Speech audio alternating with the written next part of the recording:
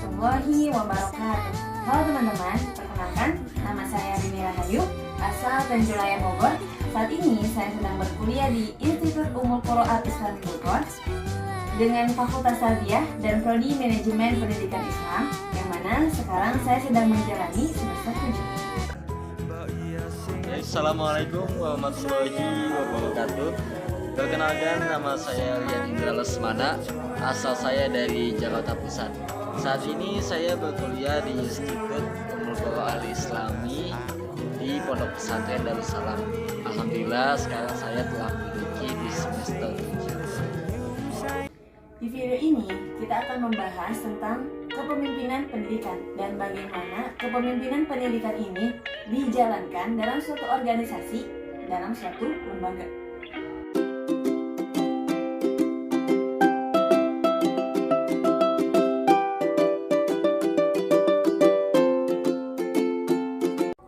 Sebelum kita meneliti atau mengetahui fakta lapangan bagaimana kepemimpinan pendidikan di suatu lembaga atau di suatu organisasi, mari kita ketahui dulu apa itu kepemimpinan pendidikan. Apa itu kepemimpinan pendidikan? Kepemimpinan pendidikan adalah kemampuan untuk mempengaruhi, mengkoordinir, dan menggerakkan orang-orang lain yang ada hubungannya dalam pengembangan pendidikan dan pelaksanaan pendidikan agar dapat mencapai tujuan pendidikan secara efektif dan efisien. Dalam suatu lembaga tentu akan ada banyak contoh dari kepemimpinan pendidikan. Misalnya, kepala sekolah. Kepala sekolah mampu mengkoordinir, mempengaruhi, dan menggerakkan staf-staf lain atau guru-guru lain untuk mencapai tujuan pendidikan yang telah ditentukan oleh lembaga tersebut. Maka, kepala sekolah adalah contoh dari kepemimpinan pendidikan. Berbicara tentang fakta lapangan, mari kita bahas dalam suatu organisasi yang ada di suatu lembaga, yaitu kita bahas tentang lembaga Darussalam Bogor atau Pondok Pesantren Darussalam Bogor. Di sana terdapat organisasi yang bernama OSADA atau Organisasi Santri Darussalam. Dalam organisasi tersebut tentu akan ada banyak contoh dari kepemimpinan pendidikan, karena dalam suatu organisasi tentu akan adanya pemimpin.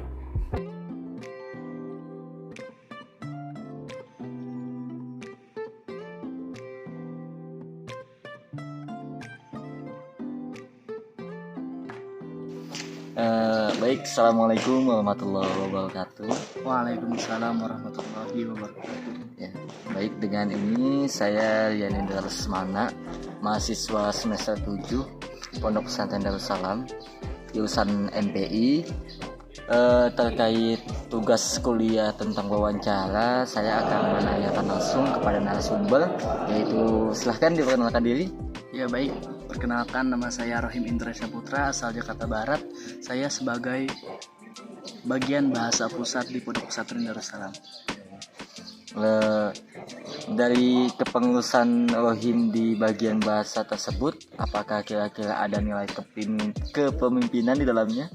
Tentu saja saya pikir ya memang banyak nilai-nilai kepemimpinan yang saya alami selama masa kepemimpinan saya di Pondok Pesantren Darussalam sebagai bagian bahasa. Salah satu contohnya bisa disebutkan? Salah satu contohnya ialah ketika kami atau bagian bahasa memimpin bagaimana seluruh santri untuk tertib ketika di acara seperti pemberian kosakata kita mufradat atau percakapan di setiap hari Senin dan Jumatnya.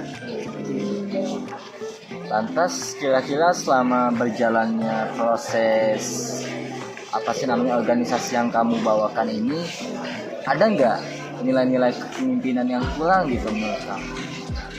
Mungkin yang saya rasakan memang masih banyak nilai-nilai kepemimpinan. Salah satunya ialah ya dari kami itu kurang adanya al-huduru wal ma'iyah, kehadiran serta membersamai ke anggota kita pribadi. Jadi mungkin dampaknya karena anak-anak tidak terkontrol ya bahasanya, kurang terkontrol. Dan mungkin ada saran mungkin dari saudara Rohim terkhusus untuk organisasi yang kamu pegang. Dan kalau kamu kan di bagian bahasanya, kalau di bagian OSADA ini, organisasi Santri Darussalam ini, apa yang kurang? mungkin yang kurang yang seperti saya katakan tadi, bahwa kita itu ya yang sedang kita alami di negara kita itu sebenarnya ialah krisis kepemimpinan, di mana pemimpin di sini kurang membersamai dengan anggota atau masyarakatnya.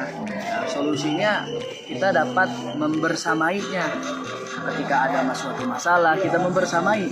Jangan hanya kita memberikan suatu kebijakan, tapi kita tidak membersamainya dengan solusi-solusi seperti kenaikan BBM. Halnya seperti itu, kita harus mengetahui solusi-solusi untuk masyarakat menengah ke bawah. Oke, baik. Terima kasih Saudara Rohim sudah menyempatkan waktunya untuk sedikit wawancara dengan saya mengenai sifat kepemimpinan yang baik. Ya, semoga apapun yang Rohim ini harapkan dari organisasi yang antum jalankan ini, semoga memang bisa berjalan dengan maksimal sesuai dengan harapan kamu dan harapan semua orang. Karena yang namanya organisasi pasti itu membawahi organisasi lainnya untuk berjalannya efektivitas yang ada di pondok ini. Seperti itu kawan-kawan, kita sudah mendengarkan. Kesimpulannya adalah, jadi memang di setiap bagian yang ada di organisasi Al-Sada ini telah menanamkan nilai-nilai kepemimpinan di dalamnya. Di situ, maka setiap anak akan belajar bagaimana menjadi pemimpin yang baik. Sekalipun dia tidak bisa memimpin teman-temannya, paling tidak dia bisa memimpin keluarganya nanti di masa depan nanti. Ataupun mungkin dia akan bisa menjadi seorang pemimpin untuk dirinya sendiri. Ya, seperti itu kesimpulannya. Jadi, insya Allah apapun organisasi yang kita jalankan dalam pondok, semuanya kita sudah menanamkan sifat-sifat kepemimpinan untuk anak-anak kita. Terima kasih semuanya. Assalamualaikum warahmatullahi wabarakatuh. Waalaikumsalam warahmatullahi. Not afraid, so I would fail, but I'm not giving up. I'm not gonna give up right now. Well, I let go the storm, and I leave no regret. I do what I can do, not what I can't do. So let me dance in it.